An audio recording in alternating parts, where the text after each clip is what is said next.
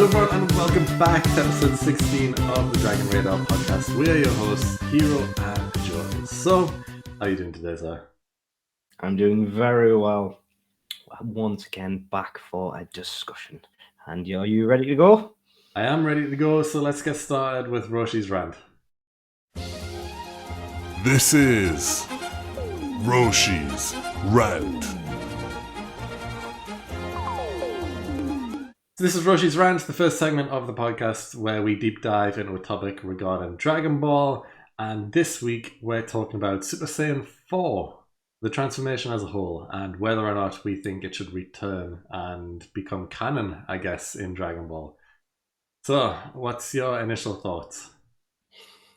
It was bound to happen. It was bound that we had to talk about it eventually, didn't we? Yeah, we did. And this is the time. I think it would be difficult to find a place for it at the minute, especially in Super. I think in the current timeline, I don't think there is a place for it, especially with things like Ultra Instinct. I think based on that alone, my initial thought would be no. But in terms of the actual, I've never been a huge fan of it, and that's not just because of the whole I like GT, I don't like GT, whatever. That's a whole point, a person's feelings on GT. This is just Super Saiyan 4 as a whole. I've things such as how obtaining Super Saiyan 4, how that would flow into Super. I don't really know how that would really work as well. I guess. Blood waves. Yeah. I think I would struggle with. I mean, as a whole, I like the look of the form, but that's about it. I mean, the way you need to achieve the form, I don't think would work in Dragon Ball, and I think if they were to bring it back, they would need a different way to achieve They would need the a form. rework, yeah. Yeah, because having the whole Blood Waves thing, it won't make sense, because why would they go through that effort to get the transformation when, you know, things like Ultra Instinct are now a thing, and even Super Saiyan God is maybe better than it anyway, potentially. Because all Super Saiyan 4 is like, it makes you slightly taller and more muscular, and, you know, it gives you the strength and speed of a great ape. But you keep your form. You don't look like a great ape anymore. The hair slightly gets longer as well, but that's about it.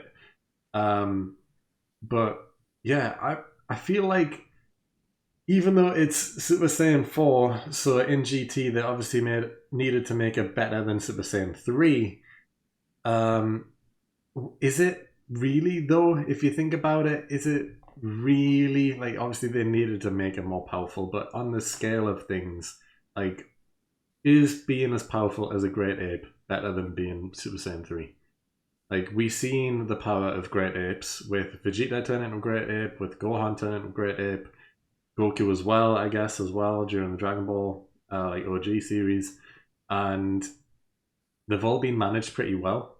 Like, yes, they're powerful. I wouldn't really say they're very fast though, but their power, I think, can be stopped by Super Saiyan 3, you would think, at this stage. Or maybe it's just the user, like maybe Goku is just too strong in Super Saiyan 3 compared to what a great ape is now. Like, if he had that form back in the Saiyan Saga, maybe, I don't know. I just think that Super in itself is dwarfed the need for anything such as Super Saiyan 4. Yeah. I think even if there was a full rework of 4, there would have to be some form of God inclination put into it. They would have to make so there would. I don't think they could call it Super Saiyan 4 anymore. I think it would have to be Super Saiyan 4 without calling it Super Saiyan 4. So they could keep the design almost. They could have the transformation. Yeah. So they could have kind of a throwback to the need for them to. So let's say they still need to the Saiyans think, okay, so I've achieved Super Saiyan Blue. How can I step beyond this? How can I go further? Yeah. I know I can harken back to my roots, and I can embrace the Zaru, and I can embrace the Great Ape, and I can take that power, and I can be stronger still. I can use the Great Ape power and control that, but as a god. Yeah. That could potentially work. So then you've got god power with the further power of the Zaru. Potentially. But I think that's reaching. I think that's the only way that they could argue. Whether or not that's a good idea is a whole other thing. And I personally don't think it is, but I think that would be the only way they could do it. I think that's the only way it could be brought in, is if they were just trying to. I think it would be more of an homage, but I think a lot of people wouldn't like it. I think they should just stick to what they've done in the mangas. Let Goku follow down his Ultra Instinct path. Let Vegeta stick down his new path. Of Super Duper Blue. Ultra Ego is now the new form of Vegeta. Yeah. Nah, just Super Duper Blue. I'll stick with that. I prefer that name. I don't think things like that would. Well, need to be. Let me ask you a question. How many Saiyans currently have tails? Does Broly have a tail? I don't. Yes. Does he? Yeah. I think so, yeah. Yeah, okay. Broly has a tail. Kaba also has a tail. Correct? No, they don't have them at all. Oh, no, they don't, do they? His universe doesn't have them. It's just the Broly. entire universe doesn't. Yeah, because none of the Half Saiyans, like Gohan, Trunks, and they don't have tails. Gohan's got removed. Trunks was never addressed. Trunks never had one. Goten never had one. Pan never had one. Yeah, Broly's the only Saiyan currently with a tail, I think. If I'm wrong, then I'm wrong. But I was thinking that I think he has one wrapped around his. I honestly can't remember. I remember the ear of that giant animal thing around his waist, and I can't remember if it covers up a tail or if he has the tail as like a belt to keep that on. I honestly can't remember. Sure. But anyway, let's say he does for argument's sake. I think Super Saiyan 4 could work for him just because he's got a tail, and I think this could be a form for any Saiyans that have tails. I think if they were to bring it back, the only way they could tease it is by having him transform into a Great Ape because of the moon. And Broly is like the perfect candidate because he is strong already. He's buff. Like, he's the closest thing to a Great Ape anyway, just in looks alone, just because of his stature. And he doesn't really have any transformations. Like, he's got the one to go Super Saiyan, and it's like the green glow. It's like the Rage Saiyan. That's his transformation. That's his one. He is Rage incarnate, basically, which is what the Great Apes are, aren't they, really? Exactly. So I think it's perfect. Have him go Rage when there's a full moon. He's trying to turn into the Great Ape, and somehow he manages to control that with the Rage, and he turns into Super Saiyan 4, but it's named something else, and it's a different form for him. But it's bringing Super Saiyan 4 back. He has the red fur skin.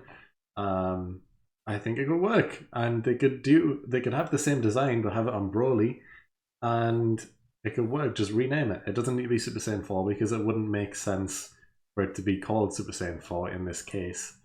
It could just be like the Great Ape form or something like that.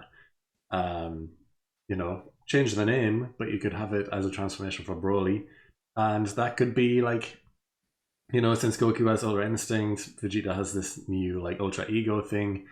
Broly's could be this Ultra Ape form potentially. Yeah, and that could be it. And that could be what he's training for. Yeah, on the control the power of the ape, the Great Ape. Yeah, I mean, Vegeta could be helping him with it because Vegeta can control it. Yeah, literally, like he is able to control it, and Whis can help him step beyond it. It's perfectly reasonable. Yeah, because we already know that Broly struggles to control his anger and rage, and when he's going all out, he's he can't really concentrate on anything but attack. And the Great Ape form makes you like go into a frenzy anyway, and you can't really control the Great Ape form easily. So the Rage form with the Great Ape for Broly, that's going to be an enormous task for him to control. So yeah, it makes sense. Him trying to control that form. Because I'll be interested. I know they've said pretty much that Goku and Vegeta are going to be taking a back step in the film, the upcoming film, which makes sense. But they've shown that Broly's going to be there. Yeah. But I mean, how much can they really drag out him struggling to control his anger? Like it'll get a bit boring if they just keep saying, "Oh, but he's really angry. Oh, but he's really angry." Like there's going to have to be something more than that. Exactly. Like I don't imagine it happening in the film, but if they were to bring back Dragon Ball Super, like as a series, or like another show, another Dragon Ball show to continue on, they could do an arc of Broly training and that type of thing. It can even just be like a background secondary arc of him training whilst the main arc's going on. Yeah. It's not going to happen within a film. It's too short of a period of time. But yeah, they can easily spread it out over a TV show. Yeah, I think there's no way they'll just sit on just him doing that, like just being angry all the time. Like I think something like this would be reasonable to do that, and I think something like that it would have to be reworked. There was no way they could bring it in just as is. I think in terms of how Super Saiyan 4 is now, it's a dead form. Yeah, it's Super Saiyan 3 was brought back for the Tournament of Power as fan service, nothing more. I think there was no. They didn't need to bring it back. There was no real reason to bring it back. I mean, technically, when he was fighting Caulifla and Kale, he was trying to conserve energy to get, and that's the only reason he was slowly fighting them and he was struggling to fight them. Yeah. Ending Super Saiyan 3 massively drains your energy, so arguably he never should have used it. So it was fan service. It was 100% fan service, and it was great. Don't get me wrong; it looked cool, and they spent a huge amount of budget animation on that one shot. But I really like the shot, but it was pure fan service, and it never should have come back. And I think it's the same for Super Saiyan 4.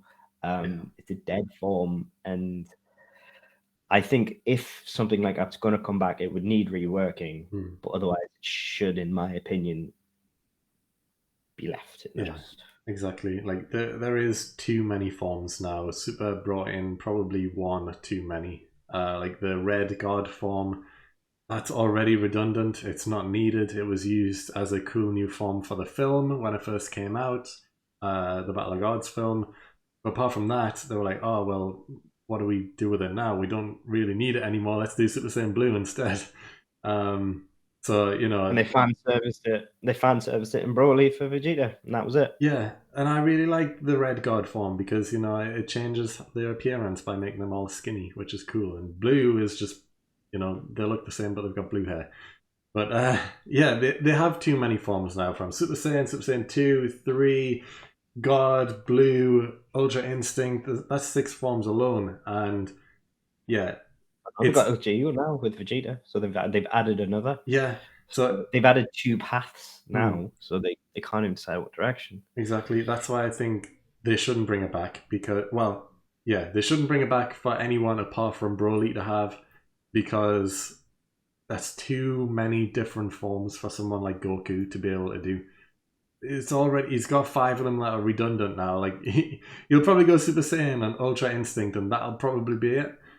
Them are the only 2 he'll ever use now, or probably Super Saiyan Blue as well. So 3 forms maybe. All the other 3 he'll never use. So have it on Broly. He's got the Rage form. Give him Super Saiyan 4 as well, and that's kind of all he needs. Why not? Share the love. Yeah, exactly. So I think we're kind of in agreement. It shouldn't come back. But I wouldn't mind it coming back if it's just for Broly. In the right circumstances. Yeah. And no more Bloodswave stuff. Like, that's... no. Nonsense. Let's not do that. Let's rework it so you can get that form some other way. Bulma, stay away. Stay away. Yeah. But yeah, I guess we've talked about this long enough. Should Super Saiyan 4 come back? Maybe, in the right circumstances. But anyway, let's move on now to the Hall of Fame. Let's go.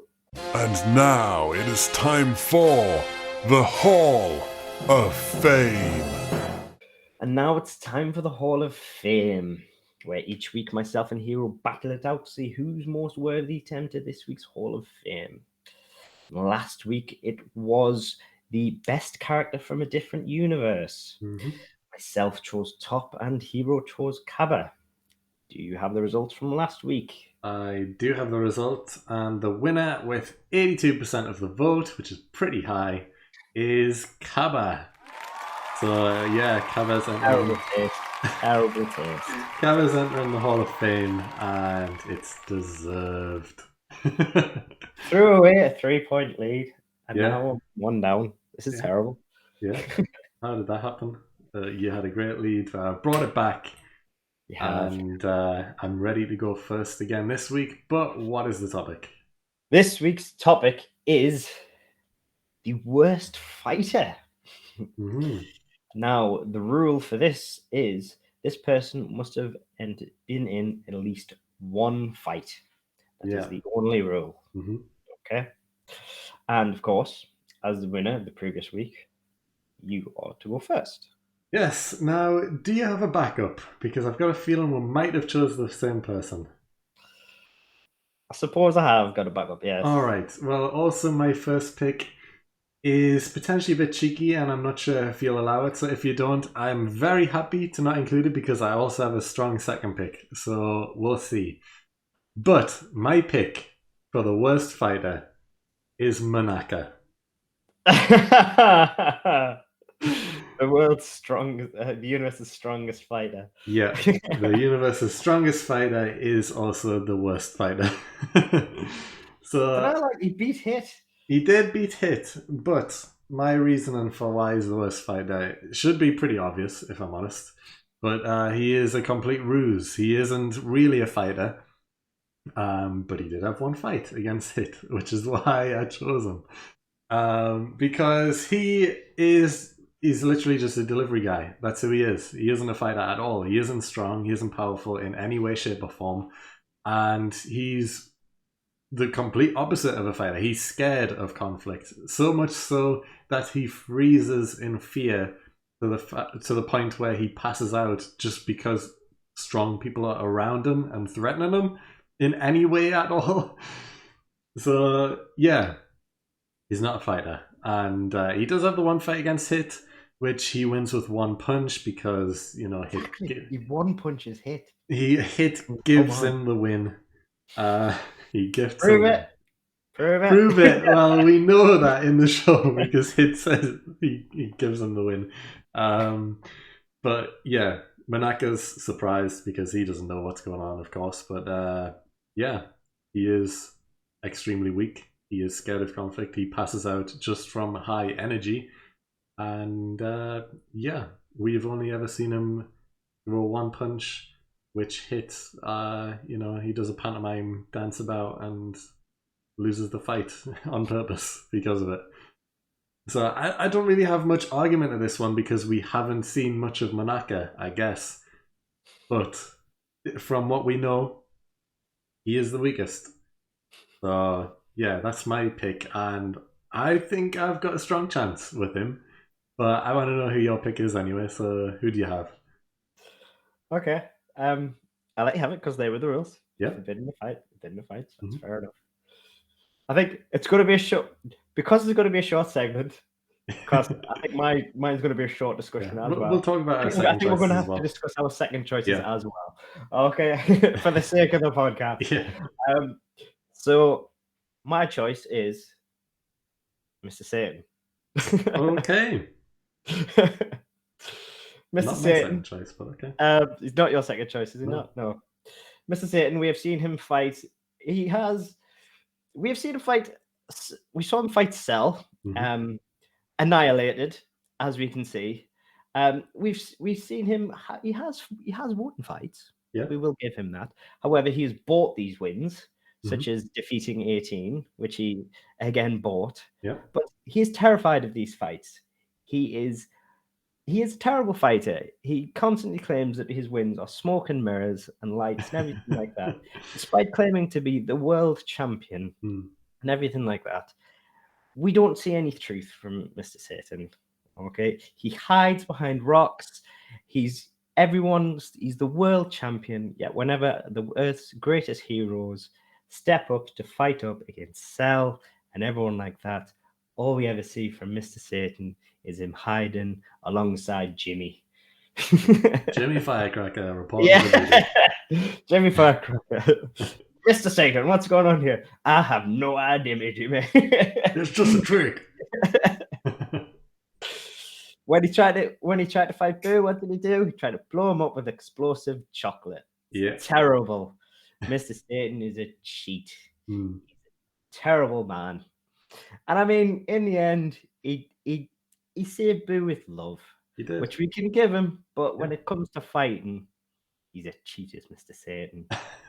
He's not the world champion. Well, Terrible. I have a counter argument to this one for why he isn't so weak as you claim.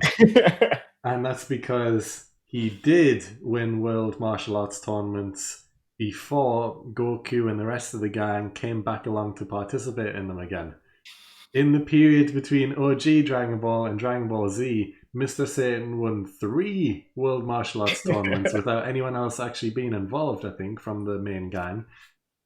So it proves that he's a strong fighter already because he can win the tournament against regular Earth people. And Did you see that? you don't see that. You don't. Ah. But so could he have bought his way through that, much like he did against him? He only got his money from winning the tournament in the first place. So I don't think he could have bought his way through at least the first tournament that he won. But he's a sneaky one, is Mr. Satan. He is a sneaky one. He is a sneaky one. We don't know. He is. 18. He's sneaking. He's full of lies, is Mr. Satan. But bad man. Can you say that he's weaker than people that we see in like OG Dragon Ball tournaments, like Bacterion and people on that level? You can argue that Mr. Satan's probably stronger than those. But we don't know. We've never actually seen him do anything fight-wise. It's true. Actually, did we see him do the punch bag? Like, we seen Goku, Vegeta destroys it, but we've seen everyone else tapping it. No, because I think he automatically gets a walkthrough because he's Mr. Satan. Yeah. I think because he's a world champion, he gets an automatic walkthrough. Yeah. See, so he gets automatic walkthroughs. We've never seen him properly fight. You've got a point, because now for Mr. Satan. I considered him, but I thought, well, he has won world tournaments, so he must be stronger than some of the people who have entered. And then I thought about the power levels in OG Dragon Ball and thought he must be stronger than at least some of those guys. So I didn't consider him, but we've literally never seen him. It's true. You've got a point. You did have a point. We have never seen him have a one-on-one fair fight. So yeah, we don't know. Sneaky Mr. Satan. He might be in with a shout, but I feel like you wouldn't have any trouble defeating Manaka. So who knows? Now, the way I say it is, we have seen Manaka fight, and we've seen him take down the boy himself, Hit. It's true. But Hit gives him the win just like Hercule gets gifted his wins as well. So who knows? Who knows? Anyway, my second choice, is Poir. Poir. Yes. We have seen Poir in one fight, and that was in OG Dragon Ball. Poir, if you need a reminder, you've recognized the name but can't quite remember the character, is Yamcha's little transforming sidekick buddy. Sidekick, not psychic, sidekick buddy. So she has no power at all. Her main ability is just the fact that she can transform, and she uses that transformation to intimidate opponents, but she has no power at all, really. Similar to Oolong, but Oolong does have more power than Poir because in OG Dragon Ball, he confirms that Oolong used to bully Poir all the time and beat her in fights. So Oolong's more powerful than Poir. But we do see Poir take part in one fight, and that was a 2-on-1 match. She was with Upa against Fangs the Vampire. And they do little tag team maneuvers. The only thing that Poir does in the fight is when Fangs tries to bite Poir. She turns into a porcupine, and Fangs is just biting down on the porcupine, which hurts him a bit. And then when he tries to, because Fangs can also transform into a bat because he's a vampire, of course. He transforms into a bat, and Poir transforms into a giant hand just to hit him out of the sky. She's literally just a giant hand with a face, and she swipes him out of the sky, and that's it. That's all she does. But they win the fight. So Poir does have a fight and does win in a 2-on-1 fight, but not powerful in any way, shape, or form. She can just transform. So that's why she's my second pick, because I think that if she was to transform into something scary, Monaka would be frozen by fear again, and Monaka would still lose in a fight because of it. So yeah. Anyway, who's your second pick? Kui.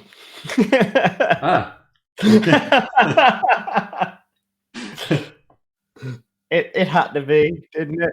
It's just literally blown to pieces by Vegeta. Just did nothing. Tries to intimidate Vegeta, and then literally gets thrown up into the air and just put dirty fireworks blown into pieces by Vegeta. I mean, the reason it wasn't my original pick is because, could you use a soldier in a fight? I know. Technically not, no. I mean, it's almost a sucker punch, except with an explosion. Yeah. It was dirty. Yeah. It was brutal. But yeah, I think that was my my second choice, and it wasn't my first choice because I just didn't know if it even counted, because of how fast and brutal it was. I would say it counts. If you want to change to be Kui instead of Hercule, you can. No, I think I'm quite interested to see if Mr. Satan can defeat Monaka.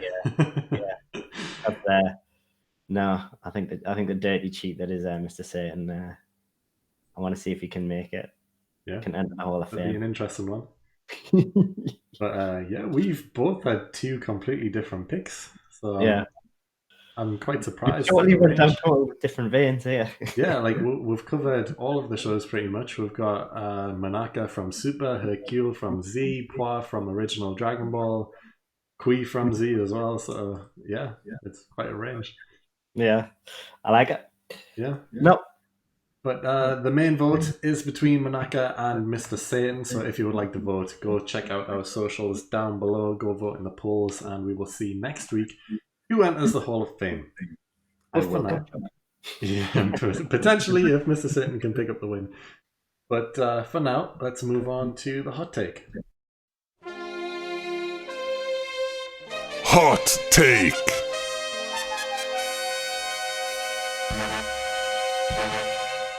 So this is the hot take, the final segment of the podcast where I have searched online through the forums and troll posts online about Dragon Ball to find something interesting that we can discuss.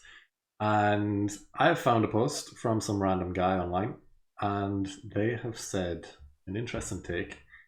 And it's a short one, so hopefully we can discuss quite a lot from the back of it. But the take is, Grand Priest is secretly evil.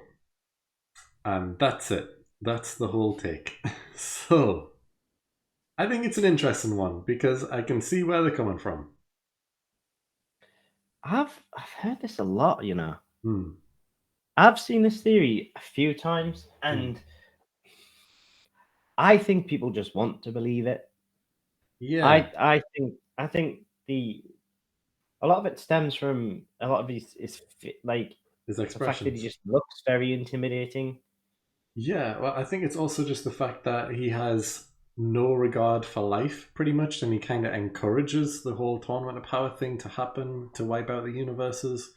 And yeah, the way that he has a complete disregard for people getting wiped out of existence, and he relishes in the fights that happen, and he can come off as potentially being evil. obviously he's supposed to be a completely neutral character. We're not supposed to, I guess, we're not really supposed to like him too much or dislike him in any real reason. But he has these looks sometimes, these expressions on his face where it comes off like maybe he's secretly a bad guy. I don't think he's necessarily relishing in the fight. I think he's just enjoying, like, he's reacting to when Xeno's enjoying things. Hmm. Like when Xeno's doing things, he's like, yeah, yeah, that's right. Hmm. Like he's not, when he sees something happen to somebody down on the floor and someone getting knocked out or something like that, he doesn't go, yay, that's good. He doesn't react to something that happens on the floor. He reacts when Xeno reacts. So Yeah. he's not personally reacting to something that happens. He's responding to what Xeno does. Hmm. I find, oh, that's how I interpret it. I guess it's the little smirks that you see him do from time to time as well. Like he's just got like a sly smile on his face. Like they could have animated him to make him look a lot more friendly, and if they did that, then there wouldn't have been any argument because they've done the same with Whis. Whis smiles in the face of danger and stuff, but he looks like a friendly character. But there has been the times where they've changed him, where with Whis as well, where they've changed his expression, and you can tell that he's like thinking something different.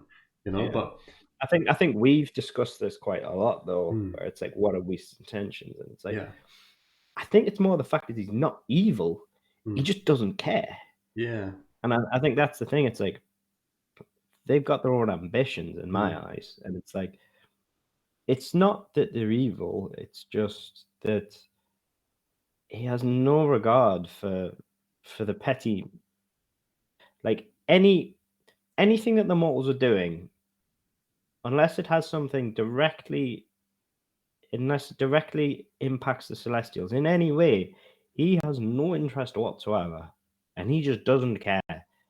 Hmm. Like unless it's in interest of the Celestials in any way, doesn't really. He just doesn't care. And I think he's too old, or he's too. He's just yeah. He doesn't care, because I think a lot of the angels are like that. Hmm. Um, it's like when some of the universes were getting removed. It's like a lot of the angels were just like, I'm chilling. Like, yeah, okay, bye. There goes my universe. See Hmm. ya. Like some of the angels did seem genuinely sad when their universes got like removed, Hmm. because they did form genuine attachments. Hmm. However, others didn't. Like, I, like I don't really think Battle seemed that bothered. No, there Um, was a few others like that as well, but I do remember some of um, the angels being a bit upset. I guess is the word. yeah, but others weren't that arsed at all. Hmm. Um, but I don't think Vados seemed that bothered at all. She literally, like, um, as soon as her universe went, she literally just went and sat with we straight away. She was just like, all right, guys, how you doing? yeah. And like didn't care whatsoever. Hmm. Um, and Weiss had pretty much already said that, like, Beers had said, go tell your father what he needs to know to get us out of this tournament. And Weiss was just like, I will do no such thing. No, just have some respect for yourself. Yeah. So Weiss, and I think that carries higher.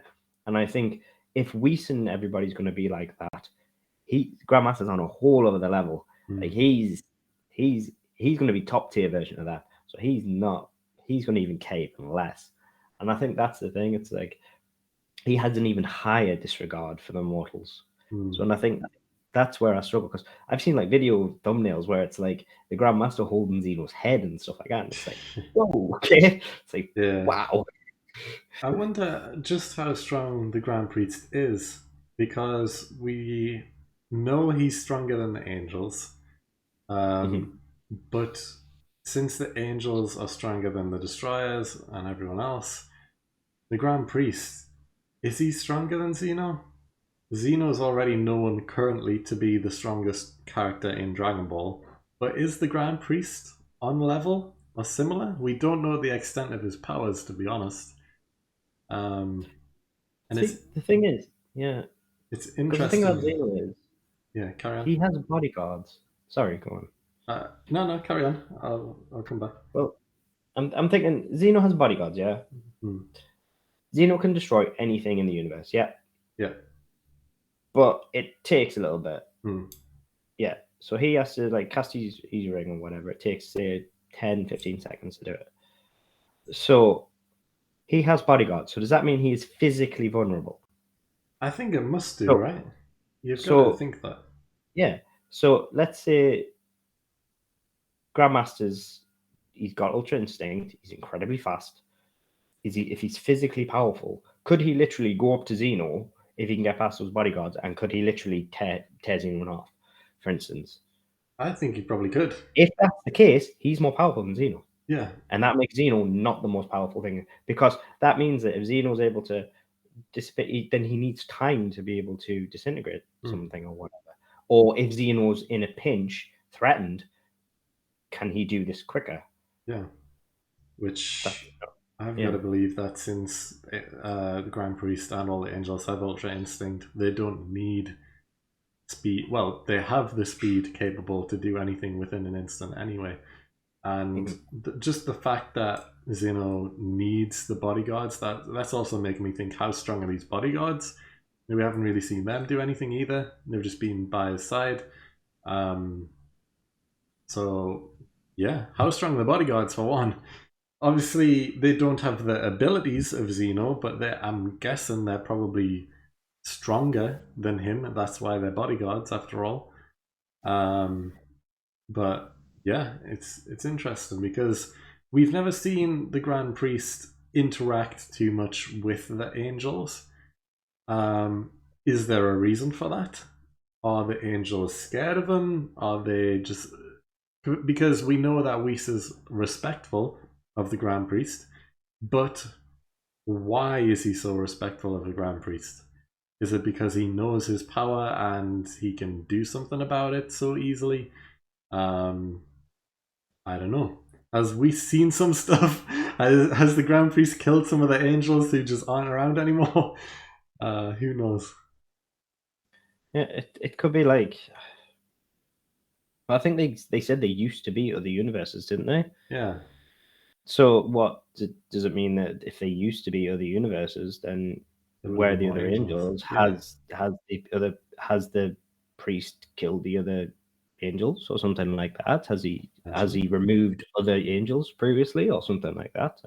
Yeah. I mean, in terms of just quickly going back to the bodyguards, they look like Xeno as well. Does that mean they have a power higher than the Grand Priest? I mean, they could have like a sliver of Xeno's power. Like that's the thing. Like, there's so much about that part of the godhood that we don't know. Yeah. Like, I don't think he's evil personally. I think there's just a disregard. Yeah. I think that's the important thing. I think that's the thing. Like, we've looked into the intentions of Whis, and I think a lot of his disregard for life, or his disregard for typical life, and the fact that he cares about the celestial intentions and celestial information, and what's important for the celestials more than mere mortals, is very much similar for what the Grandmaster is. The Grand Priest rather is, and I think that's the same. It's just on a grander scale. Yeah, and I think just the fact that they've kind of left it open for interpretation as well. Like, all we've seen of him is being completely neutral so far. Like, yes, he's shown these few sly looks here and there, but he hasn't done anything, and we don't know anything about the character too much, really. We just know that he's not really interested in talking to his kids much or interacting with them. But apart from that, we haven't really seen anything of the Grand Priest. So, yeah, if they wanted to turn him evil, they could easily do that. Maybe they do these what if scenarios that people post online, like him killing Zeno or whatever. He could, but Why? I don't think they could though. I think it would just be too powerful a bad guy. I think it would just be ridiculous. Like Well, Xeno is supposed to be the all powerful that can melt the universe, yeah. and then you have somebody who can kill somebody who can melt universes. No, It's but like that's the difference between them though. Zeno, we assume, isn't very powerful. He just has incredible abilities, like show-stopping abilities. So if the Grand Priest was to kill him because he could, just due to his power and speed and strength and that type of stuff that he has, not because he's got better abilities or anything, because he doesn't have the ability to destroy universes and stuff, but just because he is stronger and able to kill him. I think that could be an interesting arc where, we see more of the angels. Maybe the angels need a team up to try and take down the Grand Priest, that type of thing. We see some angel action since we never see the angels fight at all. Seeing them not only fight but need to team up just to take down the Grand Priest. Imagine a 12v1 fight with all the angels taking on the Grand Priest. We see the full extent of power of the Grand Priest doing all these things just to avoid the angels, which already seems like an impossible task on its own. That would be a cool fight to see. I'd love to see that, if I'm honest. But that would be weird. So much Ultra Instinct. yeah, It would just like nobody's moving. exactly. Nobody's just standing still. But just the It'd be like fact, the Matrix or something. yeah, just the fact that there is potential for a 12v1 Angels versus Grand Priest fight, it would make sense that, eventually the Angels could take him down and that would be a realistic ending. And then that almighty, unstoppable, powerful person that will never be topped is defeated. And now, we don't have Zeno, we don't have the Grand Priest, and a new big bad could come along, which would make sense power level wise because they're not stronger than the Grand Priest or Zeno, but they're stronger than Goku and Vegeta who struggle against the angels, that type of thing. So yeah, I don't know. Potentially, Yeah. they leave a lot open. I could see it. I mean, it would be an interesting arc, but I think as is, they've left it open to not telling us. But I think as is, I don't think they've set it up for him to be evil. Or another what if scenario I've just thought of right now is, the Grand Priest takes out Zeno, that bit stays the same. But then, since all the angels are his kids, he turns the angels on their universes, and we see people like Goku, Vegeta, and Beerus team up to try and take down Whis 3-on-1 style. That's maybe how they get Broly involved as well, 4-on-1, that type of thing. And each individual universe as their like Universal Saga like team take out their angels, and then after that we have like a few from each universe come back to take out the Grand Priest as a whole after all the angels are defeated. That would be cool. Actually, do you know what I think would be what I like that, what I think would be good is that, except some of them, Reese felt like he knew it was coming, and so he'd intentionally trained as many of the Saiyans as he could, so that he was ready to have fighters to fight back. And then some of the other angels just rebelled anyway, so that you didn't just automatically have everybody in. Like you just didn't automatically have like 12 angels or whatever. Like you actually had like some rebelling. Yeah. Because like if you remember in the Tournament of Power, there were some angels who were sad when their universes got eliminated. So there were some angels who didn't want to turn on their universes. Yeah. So I think that would be quite cool, where some of them actually stood by their universes rather than just being told to change. I think that would be quite That would also be another way to show off the Grand Priest's power, because if an angel said no, I'm not going to do it, we could easily see the Grand Priest do some sort of Hakai situation where he just wipes out an angel easily. And since the angels are basically untouchable at this point in Dragon Ball, see them get wiped out with ease from the Grand Priest shows the power of the Grand Priest. Yeah. So yeah, it would strike fear, I guess. Because you always have like I know it's a cheap cop out, but to be honest, this is Dragon Ball. You can use things like the Super Dragon Balls to bring these characters back. Exactly. you could do like a wee sacrifice and stuff like that. Like Whis can actually say like, I've trained you to do this. This is why I trained you. You need to do this. And then he goes and sacrifices himself or whatever. But like, so he gets them to go, but he has to sacrifice himself to allow them to do that or something like that. That'd be quite cool. Yeah, I mean, we know that all of this is just hearsay, and nothing has been confirmed about the Grand Priest or the Angels being evil in any way, shape, or form. And from the following manga arcs and stuff, we know that Morrow's going to come around, Ultra Ego, that type of thing, Gas as a character as well, Bardock returning.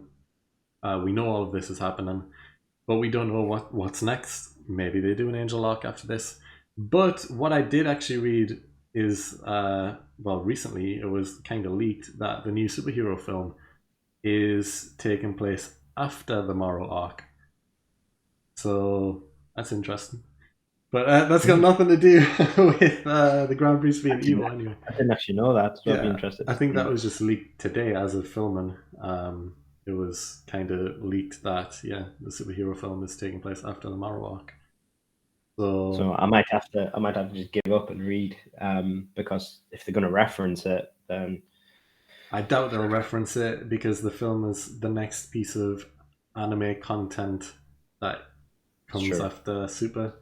So after the Broly film, I guess. So I doubt they'll mention Morrow in any way.